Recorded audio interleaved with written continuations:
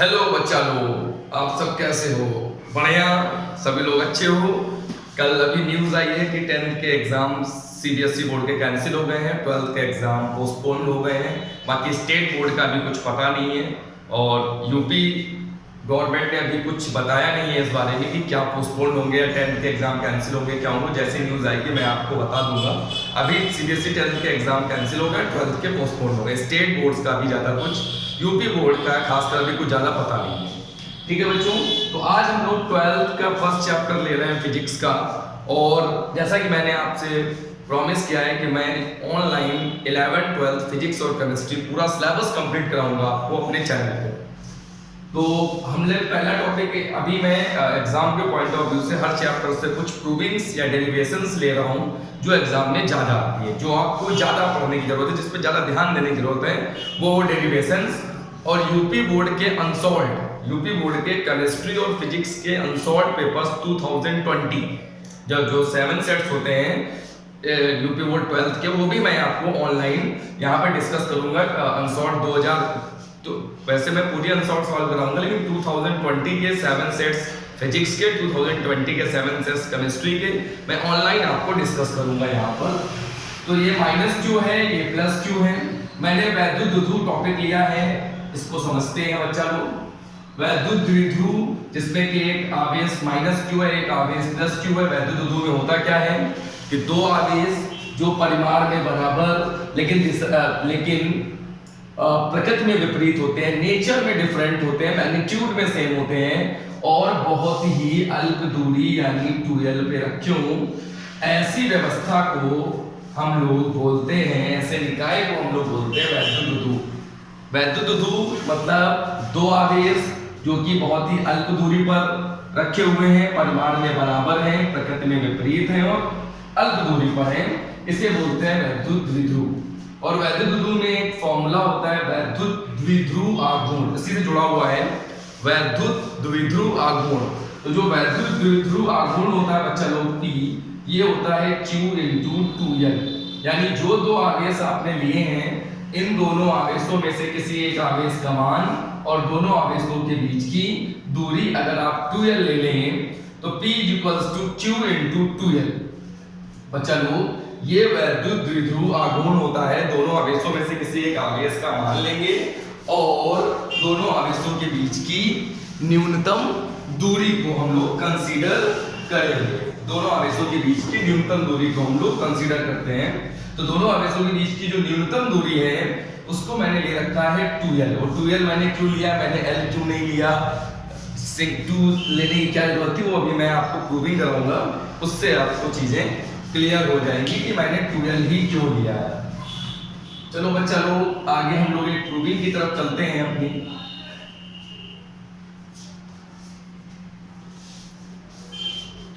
तो हमारे एग्जाम में 12th यूपी हो या सीबीएसई हो या अदर बोर्ड हो, सबसे एग्जाम में क्वेश्चन बहुत ज्यादा आता है ये डेरिवेशन के लिए। वैद्युत द्विध्रुव के कारण अच्छी स्थिति में किसी बिंदु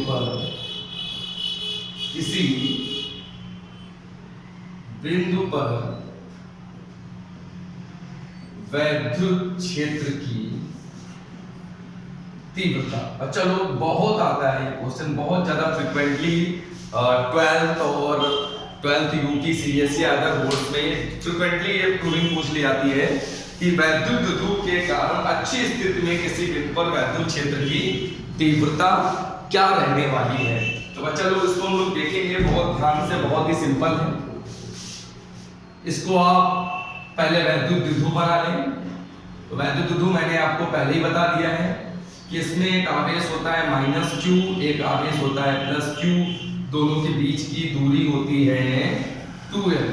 ये आपका पॉइंट A है, ये आपका पॉइंट B है, और जो बीच के डिस्टेंस मैंने ली है वो 2l मैंने कंसीडर कर लिए। और सेंटर पॉइंट इसका हम लोग देते हैं O। सेंटर पॉइंट का मतलब 2l को 2 पार्ट्स में डिवाइड करेंगे LL। चलो अगर यहाँ पर मैंने L ली होती तो यहाँ पर मुझे L/2 लिखना पड़ता, आगे की कैलकुलेशन हमारी टफ हो जाती। इसीलिए बच्चा लोग हमने L और L इस तरीके से लिया है। ये -q, ये +q, ये L और ये L, टोटल डिस्टेंस 2 है। अब इसके एक्सिस पर, एक्सिस का मतलब होता है अच्छी स्थिति में कि A को B से मिलाने वाली जो लाइन है, इसी लाइन पर मुझे एक पॉइंट P लेना पड़ेगा बाहर की, और इस पॉइंट पर वैद्युत क्षेत्र की तीव्रता मुझे आइडेंटिफाई करनी पड़ेगी कि इस पॉइंट पर वैद्युत क्षेत्र की तीव्रता है कितनी। तो बच्चा लोग हम लोग क्या करेंगे, एक फॉर्मूला में आप कुछ कॉमन चीजें मैं आपको बता दूं पहले, इस प्रूविंग को बताने से पहले, कि अगर कहीं भी कोई प्लस चार्ज होता है तो उसकी वजह से किसी बिंदु पर वैद्युत क्षेत्र की तीव्रता अगर आप निकालते हो, किसी प्लस चार्ज की वजह से किसी बिंदु पर अगर आप वैद्युत क्षेत्र की तीव्रता निकालते हो तो वो बाहर की तरफ होती है। प्लस चार्ज की वजह से किसी बिंदु पर वैद्युत क्षेत्र की तीव्रता बाहर की ओर, समझ रहे हो बच्चा लोग। और अगर कहीं पर हम माइनस चार्ज ले लें तो उस माइनस चार्ज की वजह से किसी बिंदु पर वैद्युत क्षेत्र की जो तीव्रता होती है वो अंदर की तरफ होती है बच्चा लोग, अंदर की तरफ।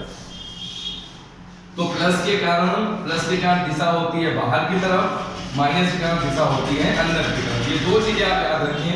कोई भी आवेश रखा है तो उसके कारण वैद्युत क्षेत्र उत्पन्न होता है, तो किसी भी बिंदु पर वैद्युत क्षेत्र की दिशा प्लस के कारण बाहर की ओर होती है और माइनस के कारण अंदर की ओर। ये प्लस के कारण बाहर की ओर, माइनस के कारण अंदर की ओर, ये याद रखिए। और बेटा फॉर्मूला क्या होता है इसका, फॉर्मूला तो फॉर्मूला होता है बच्चा लोग इसके लिए E = 1/4 pi epsilon not K Q/r²।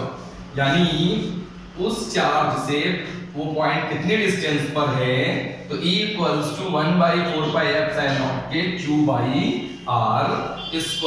बच्चा लोग समझ पा रहे हो, ये फॉर्मूला हम लोग अप्लाई करेंगे किसी आवेश, किसी बिंदु आवेश के कारण किसी बिंदु पर वैद्युत क्षेत्र की तीव्रता के लिए।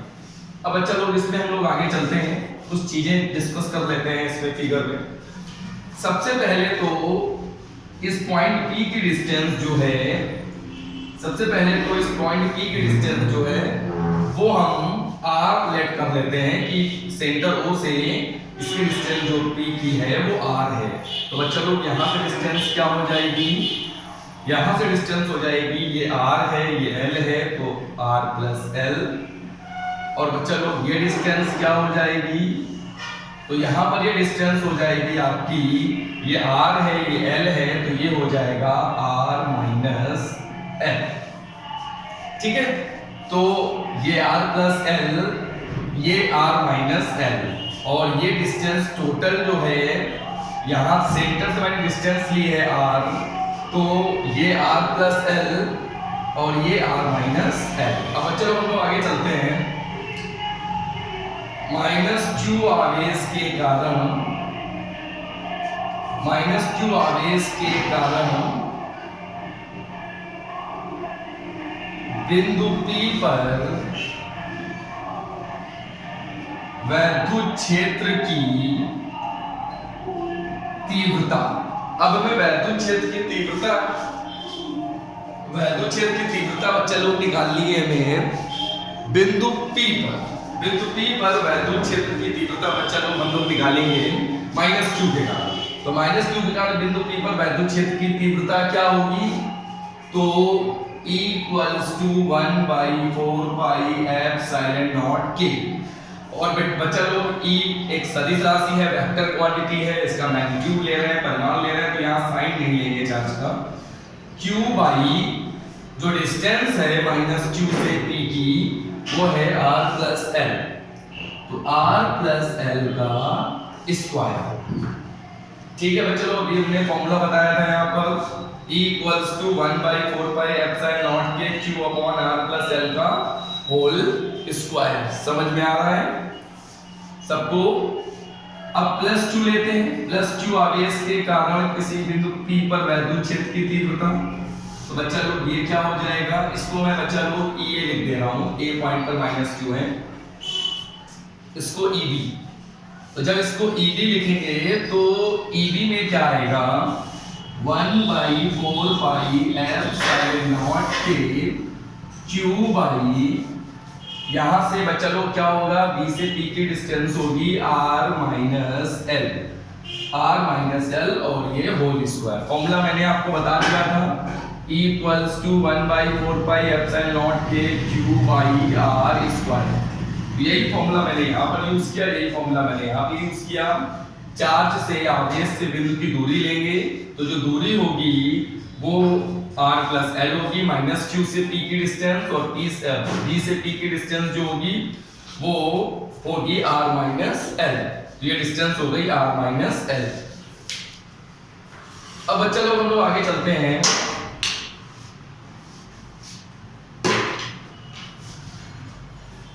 मैं ऊपर का हटा दे रहा हूं हेडिंग, आप लोग पॉज करके वीडियो बैक करके नोट करते जाएं, साथ में तो देखते जाएं, नोट बाद में कर लीजिएगा। चलो बेटा, अब हम क्या करेंगे, बिंदु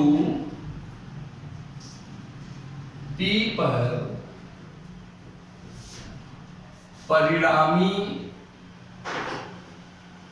वैद्युत क्षेत्र की तीव्रता निकालेंगे।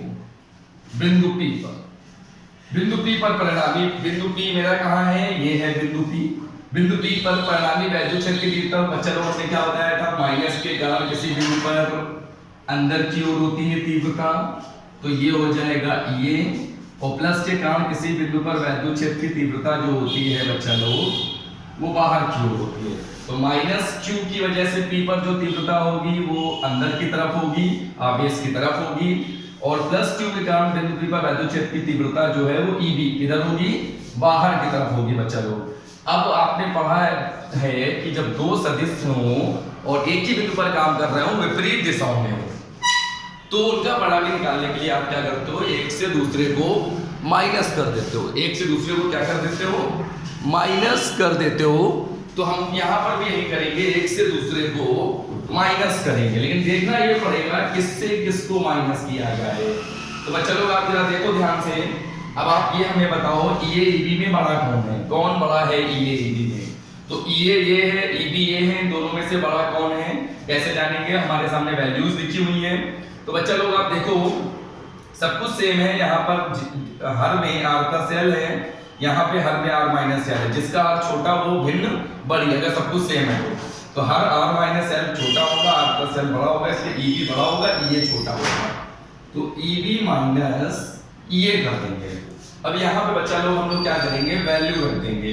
तो EB की वैल्यू है 1/4 पाई एप्सिलॉन नॉट के Q, इसको बच्चा लोग थोड़ा छोटा करके लिख देते हैं,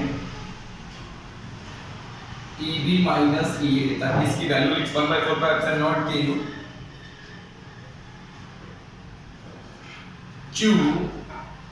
Q upon R minus L का whole square, 1/4 pi epsilon naught के Q upon R minus L का होल स्क्वायर। ठीक है बच्चा लोग, माइनस EA की वैल्यू रख देंगे 1/4 पाई एप्सिलॉन नॉट के Q upon R plus L का होल स्क्वायर। अब हम लोग क्या करेंगे, इसको हटाएंगे यहाँ से और इसी को आगे कैलकुलेट करेंगे। तो बच्चा लोग जब हम इसको कैलकुलेट करेंगे तो क्या आएगा देखते हैं। कुछ कॉमन आपको दिख रहा है, Q/4 पाई एप्सिलॉन नॉट के, Q/4 पाई एप्सिलॉन नॉट के R माइनस L का होल स्क्वायर। ये तो कॉमन नहीं है, कॉमन पहले लेते हैं।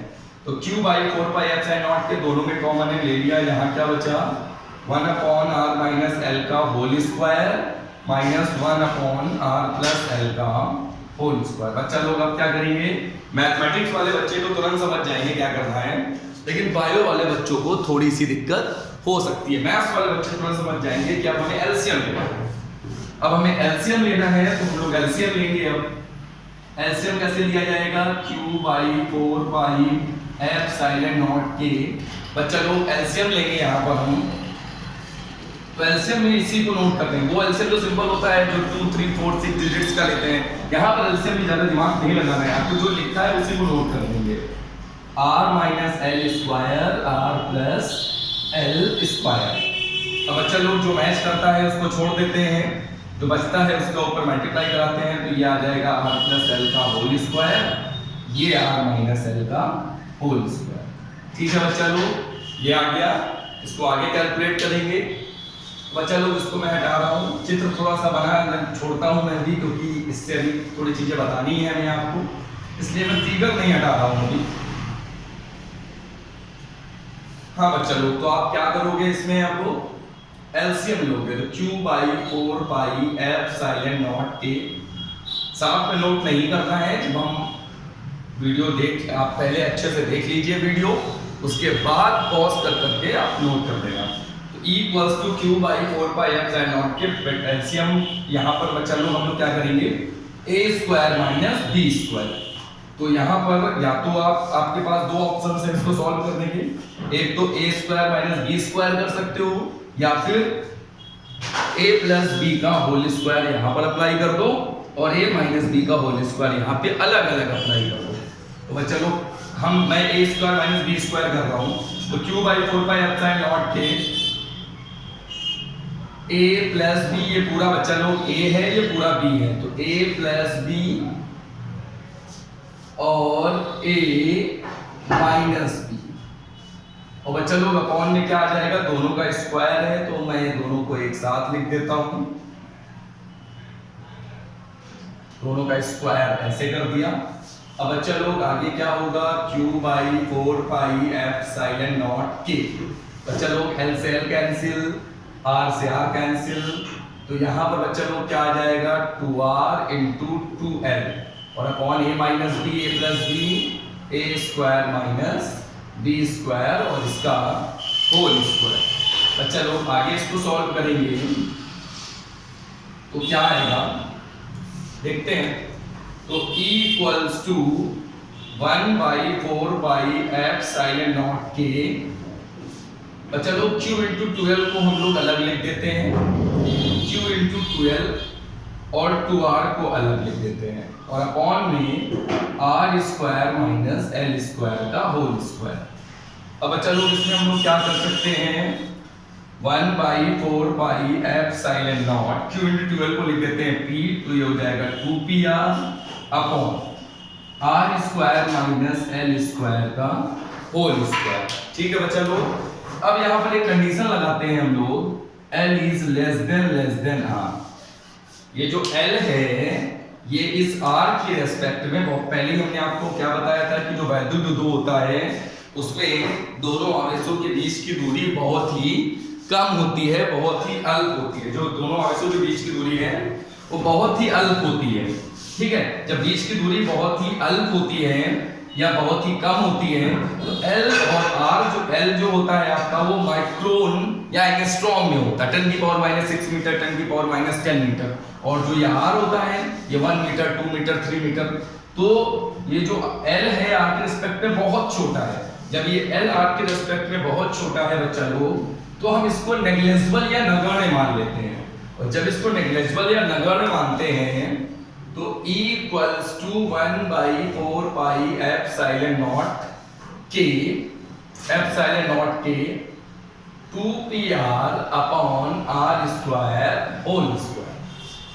E equals to 1 by 4 pi epsilon naught के 2PR अपॉन R की पावर 4। तो बच्चा लोग इसको सॉल्व करेंगे जब ये पावर 3 हो जाएगी, और ये E इक्वल्स टू आ जाएगा 1 बाई 4 पाई एप्सिलॉन नॉट के 2P अपॉन R क्यूब। अब बच्चा लोग यहाँ पर जो K है वो माध्यम का परावैद्युतांक है।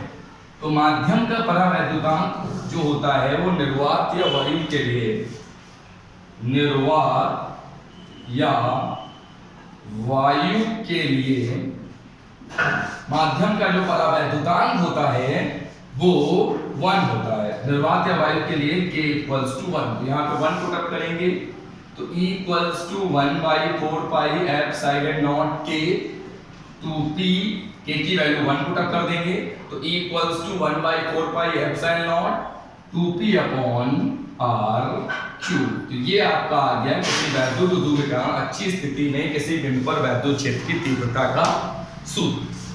1 by four E equals to 1/4 pi epsilon naught के 2p अपॉन r क्यूब, ये जनरल फॉर्मूला है किसी भी माध्यम के लिए। और अगर माध्यम निर्वात या वायु हो तो E equals to 1/4 pi epsilon naught 2p upon r cube. बच्चा लोग आपको ये समझ में आया होगा। अगर आपको कोई प्रॉब्लम हुई है, कोई चीज़ नहीं समझ आई है, तो आप उस पर वीडियो में कमेंट करके नीचे लिखें कि सर मुझे इस पॉइंट में कुछ समझ में नहीं आया है, तो मैं कोशिश करूंगा नेक्स्ट वीडियो में उस आपके डाउट को क्लियर कर सकूं।